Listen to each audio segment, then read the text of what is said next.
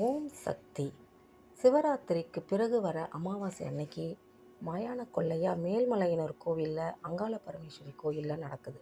இந்த மயான கொள்ளை எப்படி வந்தது அப்படின்னு பார்த்தோன்னா, சிவபெருமான் தன் கோவத்தால் பிரம்மாவோட 5வது முகத்தை கொய்துடுறாரு. இதனால் அந்த முகம் கபாலமானது அவர் கையிலே ஒட்டிக்குது. இதனால் பிச்சை எடுக்கிற நிலைமையிலும் சிவபெருமான் தள்ளப்படுறார். அந்த நேரத்தில் அந்த பிச்சையில் திருவோடில் விழுற அத்தனை தானியம் உணவுமே அந்த கபாலமே சாப்பிட்ருது. இதை கவனித்த பார்வதி தேவி உமையம்மை மிகுந்த கோபமடைஞ்சு உக்கிரமடைஞ்சு அங்காள பரமேஸ்வரியாக உருவெடுக்கிறாங்க.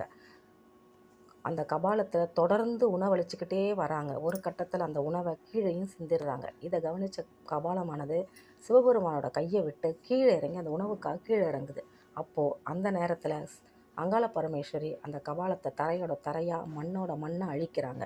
இந்த நிகழ்வை தான் மயான கொள்ளையாக சொல்கிறாங்க. அதுக்கப்புறம் அங்காள பரமேஸ்வரி புற்று வடிவமாக தோன்றி பக்தர்களுக்கு அருள் பாலிக்கிறாங்க.